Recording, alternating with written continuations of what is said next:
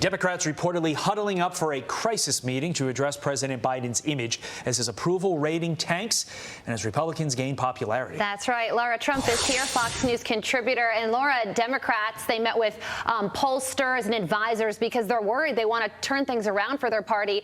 We know that you're not usually in the business of giving Democrats advice, but if they do want to right this wrong and turn things around, how would you say they should go about doing that?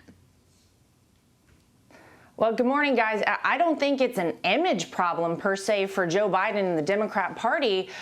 Carly, to your point, I don't like to give them advice, but it's pretty obvious what's going on here. They stopped prioritizing the American people a long time ago on the Democrat side, and specifically Joe Biden. Let's talk about how they can start. They can start by closing our fully open southern border. They're letting millions of illegal immigrants pour into America. They're offering them health care, education, some of them reparations of over $400,000 to come to America. So that's incentivizing more people to come here. Hey, remember Afghanistan? Remember that we didn't even get all the Americans and our allies out? I guess the Biden administration has totally forgotten about that. Maybe we should consider getting those people out. That would probably help the image a little bit of Joe Biden and the Democrat Party. They could open back up the Keystone XL pipeline, because we are in a situation right now where energy costs, as we're going into winter, are going through the roof for a lot of Americans. We can all feel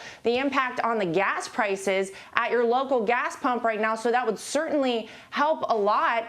They could obviously tackle inflation. There's a lot they could do to try and get the supply chain moving again, to help out so many small businesses. And how about relaxing some of these absurd vaccine mandates? You guys were just talking in the last segment to a Marine who obviously they're feeling the impact there. We're really prioritizing wokeness over national security. We are making sure that our healthcare workers and our first responders, the heroes of last year, are without a job now because of so much of this nonsense. There's a lot that could be done to turn things around. They just don't want to do it. Lara Trump with the DNC consulting. Maybe she is in the business of giving advice to Democrats. Let's read what an anonymous Democrat senator was telling The Hill. Quote, "The Democratic base is very frustrated and very depressed about our inability to just get things done. The American Rescue Plan has worn off. That was a million years ago." Lara, you just gave a great answer on the what Democrats need to do. I don't understand why they haven't done this already with all of these warning signs pelting them in the face.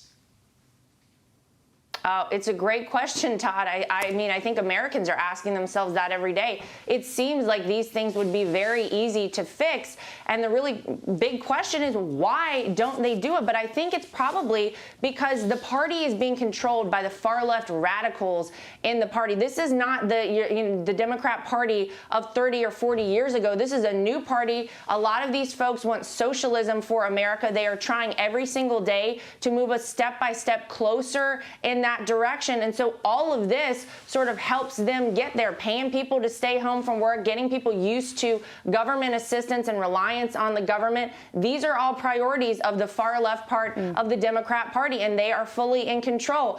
Unfortunately, it's to the detriment of America, and it's sad to see it happen. White House Press Secretary Jen Psaki said that President Biden is going to run again in 2024. So can we expect Trump v. Biden in 3 more years? Well, I won't make any predictions. And Carly, you didn't say which Trump. I'm just kidding. I'm not trying to break any news here. But look, we're happy to see Joe Biden back on the ticket. He's done a terrible job so far in 10 months. Let's see him try and run again. I guess if he makes it 4 years, we'll see how it goes. Lara, thank you very much. We will check back in with you next week. Thanks, Lara. Happy Thanksgiving. I'm Steve Ducey. I'm Brian Kilmeade. And I'm Ainsley Earhart. And click here to subscribe to the Fox News YouTube page to catch our hottest interviews and most compelling analysis.